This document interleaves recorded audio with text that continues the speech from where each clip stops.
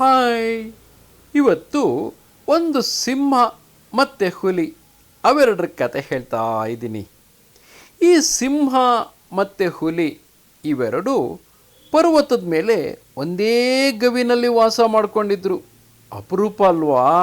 ತುಂಬ ಸ್ನೇಹ ಇಲ್ಲದೆ ಹೋದರೆ ಒಂದೇ ಕಡೆ ಹೇಗಿರೋಕ್ಕಾಗತ್ತೆ?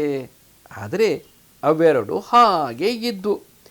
ಅದೇ ಸಮಯದಲ್ಲಿ ಬೋಧಿಸತ್ವ ಕೂಡ ಆ ಜನ್ಮದಲ್ಲಿ ಒಬ್ಬ ತಪಸ್ವಿಯಾಗಿ ಅದೇ ಪರ್ವತ ಪ್ರದೇಶದಲ್ಲಿ ತಪಸ್ಸು ಮಾಡ್ತಾ ಇದ್ದ. ಈ ಸಿಂಹ ಮತ್ತು ಹುಲಿ ಇದ್ವಲ್ಲ, ಹೀಗೆ ಅದು ಇದು ಮಾತಾಡ್ತಾ ಒಂದ್ಸಲಿ ಒಂದು ವಿಷಯಕ್ಕೆ ಸಂಬಂಧಪಟ್ಟಂಗೆ ಅವೆರಡರ ನಡುವೆ ವಾದ ವಿವಾದ ಶುರುವಾಯಿತು. ಸ್ನೇಹಿತರು ಅಂದಮೇಲೆ ಮಾತುಕತೆ ಇರುತ್ತೆ. ಮಾತಿನ ಮಧ್ಯದಲ್ಲಿ ನಾ ಹೇಳಿದ್ದೆ ಸರಿ ಅಂತ ಎರಡು ವಾದ ಮಾಡ್ತಾನೇ ಇರ್ತವೆ. ಆದರೆ ಇಲ್ಲಿ ಅವೆರಡು ವಾದ ಮಾಡ್ತಿದ್ವಲ್ಲ, ಅದು ಎಷ್ಟು ಸಿಂಪಲ್ಲಾಗಿತ್ತು ಗೊತ್ತಾ? ಅದರಲ್ಲಿ ಈ ಹುಲಿ ಇತ್ತಲ್ಲ, ಹುಲಿ ಒಂದ್ಸರಿ ಹೇಳುತ್ತೆ, ಕೃಷ್ಣ ಪಕ್ಷದಲ್ಲಿ ಮಾತ್ರ ಚಳಿ ಜಾಸ್ತಿ ಅಂತ. ಕೃಷ್ಣ ಪಕ್ಷ ಅಂದ್ರೇನು? ಹುಣ್ಣಿಮೆ ನಂತರ ಚಂದ್ರ ಸಣ್ಣಕ್ಕಾಗ್ತಾ ಹೋಗ್ತಾನೆ. ಒಂದು ಹಂತದಲ್ಲಿ ಚಂದ್ರ ಕಾಣಿಸೋದೇ ಇಲ್ಲ. ಅಮಾವಾಸ್ಯೆ ಬರೋಷ್ಟೊತ್ತಿಗೆ ಚಂದ್ರ ಕಾಣಿಸೋದೇ ಇಲ್ಲ. ಈ 15 ದಿವಸನ ಕೃಷ್ಣ ಪಕ್ಷ ಅಂತಾರೆ. ಹುಲಿವಾದ ಏನು ಗೊತ್ತಾ? ಚಂದ್ರ ಸಣ್ಣಕ್ಕಾಗಿ ಚಂದ್ರ ಕಾಣಿಸೋದೇ ಇಲ್ವಲ್ಲ, ಚಂದ್ರ ಮಾಯ ಆಗ್ಬಿಡ್ತಾನಲ್ವಾ, ಬೆಳಕೆ ಇರಲ್ಲ ಅಲ್ವಾ, ಅವಾಗ ಕತ್ಲೆ ತುಂಬ ಜಾಸ್ತಿ ಆಗ್ಬಿಡುತ್ತೆ.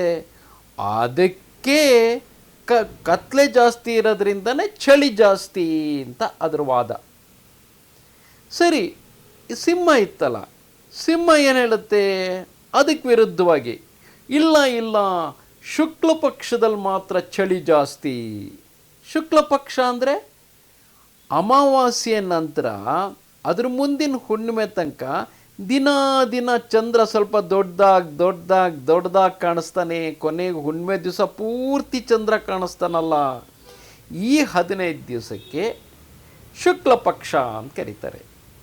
ಸೊ ಸಿಂಹದ ವಾದ ಏನು ಅಂದರೆ, ಶುಕ್ಲ ಪಕ್ಷದಲ್ಲಿ ಚಳಿ ಜಾಸ್ತಿ. ಯಾಕೆ? ಚಂದ್ರ ಯಾವತ್ತು ತಂಪಲ್ವಾ, ಸೂರ್ಯನ ಥರ ಏನಾದರೂ ಶಾಖ ಕೊಡ್ತಾನ?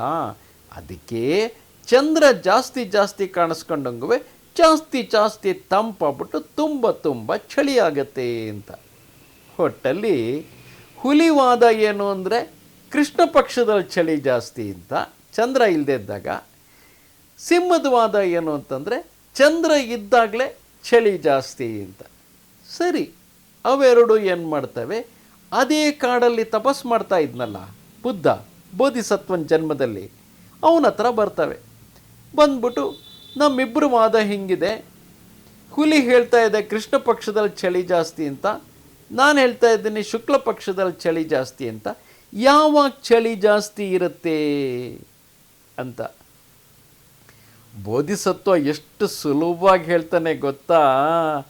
ಅವನು ಸುಮ್ಮನೆ ನಕ್ಕೊಂಡು ಹೇಳ್ತಾನೆ, ಅಯ್ಯೋ, ಯಾವಾಗ ಗಾಳಿ ಜಾಸ್ತಿ ಬೀಸುತ್ತೋ, ಅದು ಬೇಸಿಗೆ ಕಾಲ ಬೇಕಾದ್ರೂ ಇರ್ಬೋದು, ಮಳೆಗಾಲ ಬೇಕಾದ್ರೂ ಇರ್ಬೋದು, ಚಳಿಗಾಲ ಬೇಕಾದ್ರೂ ಇರ್ಬೋದು, ಜೋರಾಗಿ ಗಾಳಿ ಬೀಸ್ತು ಅಂತಿದ್ದಂಗೆ ಚಳಿ ಆಗುತ್ತಲ್ವಾ, ಥರ ಚಳಿ ಆಗುತ್ತಲ್ವಾ. ಜಾಸ್ತಿ ಗಾಳಿ ಯಾವಾಗ ಬೀಸುತ್ತೋ ಆಗ ಚಳಿ ಆಗುತ್ತೆ ಅಂತ ಹೇಳ್ತಾನೆ. ಆಗ ಹುಲಿಗೂ ಅರ್ಥ ಆಗುತ್ತೆ, ಸಿಂಹಕ್ಕೂ ಅರ್ಥ ಆಗುತ್ತೆ. ಅವೆರಡು ಫ್ರೆಂಡ್ಸ್ ಅಲ್ವಾ, ಇಬ್ಬರು ಜೋರಾಗಿ ನಕ್ಕೊಂಬಿಟ್ಟು ಹೌದೌದು ಅಂತ ಹೇಳ್ಕೊಂಡು ಹೊರಟೋಗ್ತವೆ. ಹೀಗೇ ಫ್ರೆಂಡ್ಸ್ ನಡುವೆ ಯಾವಾಗಲಾದರೂ ವಾದ ವಿವಾದ ಬಂತು ಅಂದರೆ, ಫ್ರೆಂಡ್ಸ್ ಅಂದಮೇಲೆ ವಾದ ಮಾಡೋದು, ಜಗಳಾಡೋದು ಇರುತ್ತೆ. ಆದರೆ ಅದನ್ನ ತುಂಬ ದಿವಸ ಮಾಡಬಾರ್ದಲ್ವಾ.